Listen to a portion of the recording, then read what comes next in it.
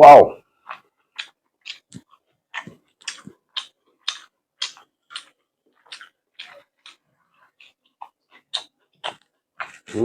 Hello इसिनो ma'am ngasi mathel sidi mayam su pamna gani khali ko su su dana do sa de mamang se ko hai de mamang se ko di suma block mai ge de myam bro bu ikai khun do sari adu di matang matang hajara ge asike sina lafu tharogi bora lai jare asike se nga ngauba ahum kha lai jare do nga ngauba se ha pe jam ni se chamthong hap sang ge ba ko chamthong ni ko kangsoi na te ko asike siga haina ne jawe comprep jawe haina se kari hai tilok haina hai bra tilok chaubi hai bra ka ba manipur da they complex ना कहबा Colombia का खंगदे को ma'am खंगना Sao खंगना हाइजबनी Sao जादे अखोय सोंदना सुमायना सिजनबा मरोन दो आई हाइजबनी अखोय सिगना हाइना कवि अदयदि सुमायना मसे मसे जावसे complex कवि पोचे मथेल के ग्रांग लेद्रमे अने अनेमा पुनसल लगा इन समथोंनि प्रोपने को ngai se nga ga thara ga ko aduga ngasigi singju je yam haune na khali kai ngadi la futho yawe dai kobi yawe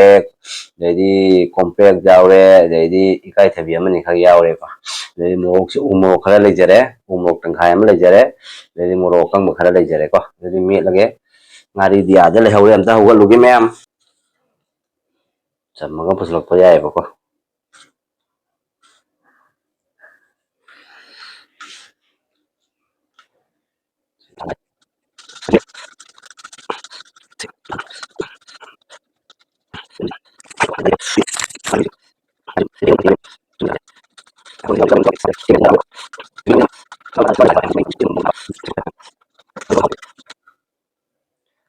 Yung mem singju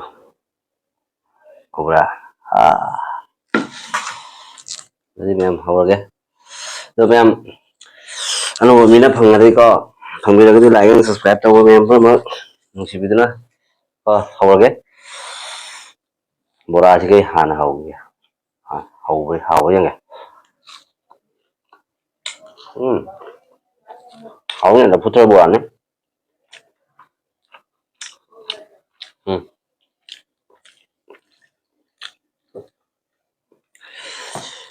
haw tốt ne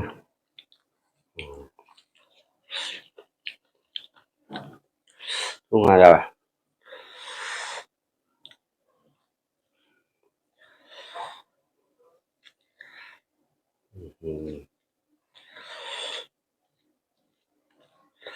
mem hawe he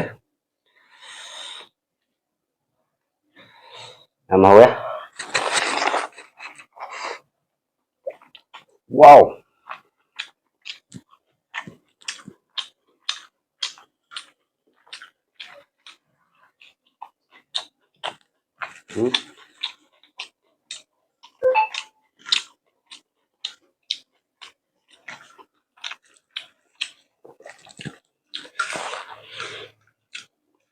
người cứ cầm tất ra hawre hawre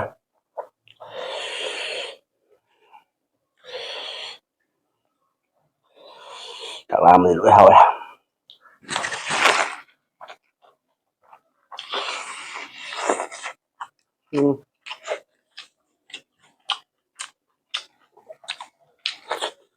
mới là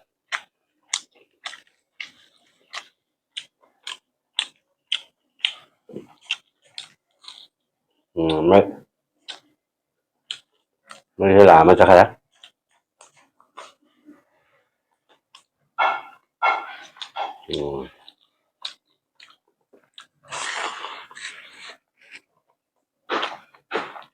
đúng rồi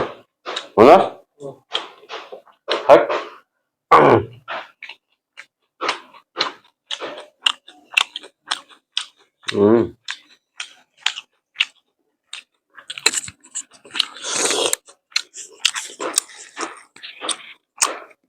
cái này cái phì đó phải từ ra không được sai xong rồi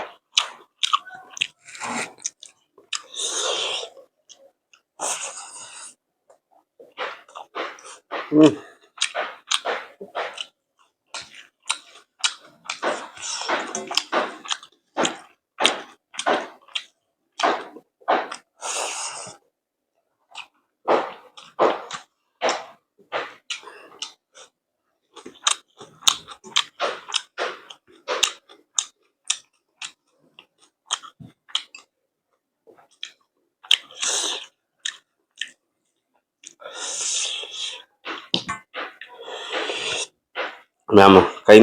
है मई से चमथों से चमन गाय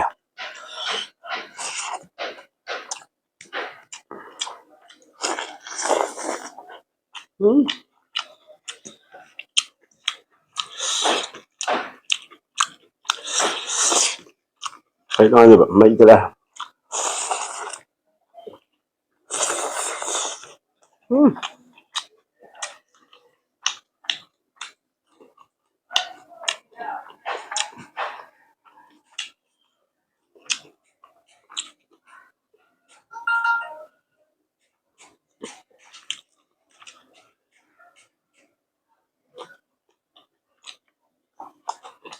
मनोज अब ना मैं petrol pump ना voltage बहुत कम है जल्दी जाबो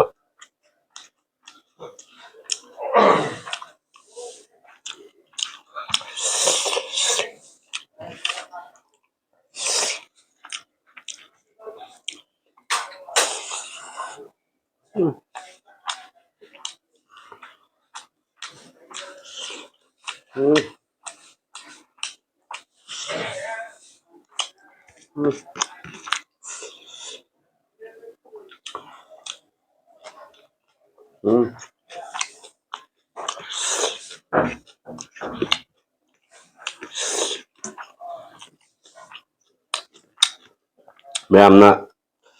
करी करी नो है बनी मरीन का हाजिर सारा है बनी ताजे रखा ते जो कई है बनी खाओ तो है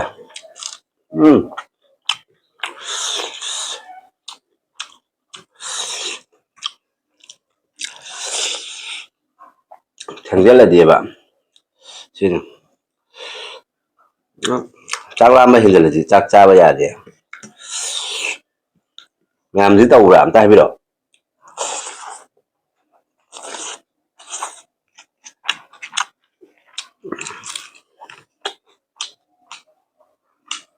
पुंग बारो मखाई दा खंदे अमा दा खंदे चादब चाकसे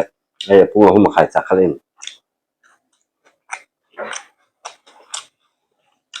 चेंग लेन चेंग लौरा अदो चलू चेंग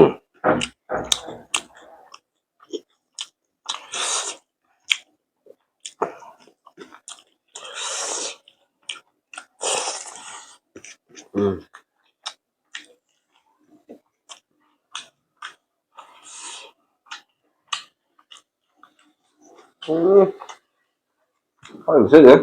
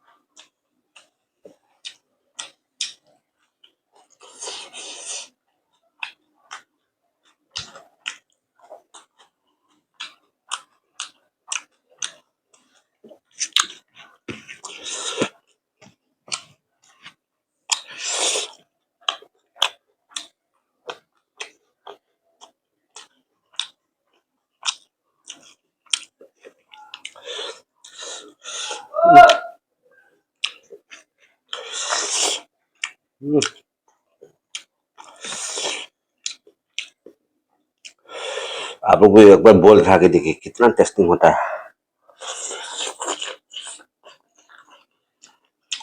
अच्छा बोल करने से नहीं होगा इसमें भी एक तरीका होता है सही तरीका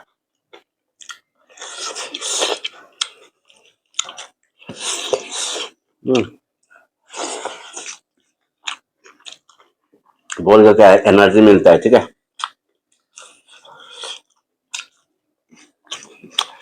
बहुत एनर्जी मिलता है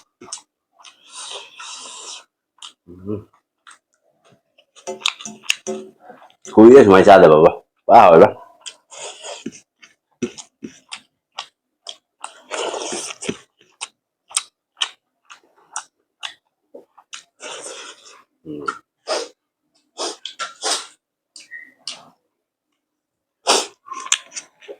Sisina nganuge.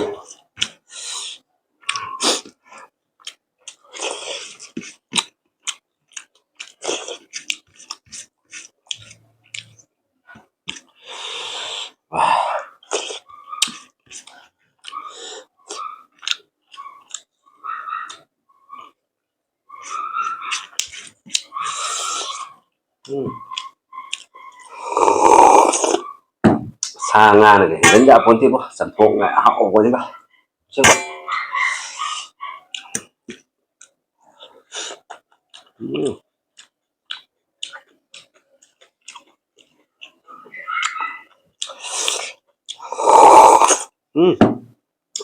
मछली चिकन कंपेयर कर नहीं सकता है इसका आगे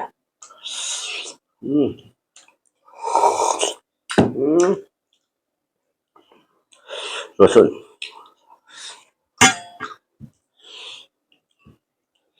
ये देखो मछली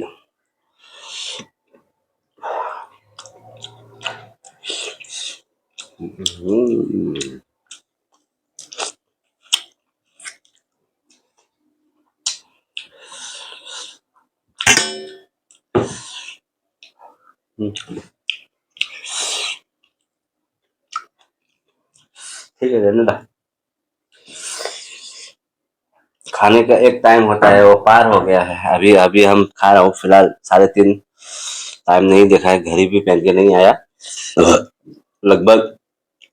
4 बज गया होगा शायद पानी पीते हैं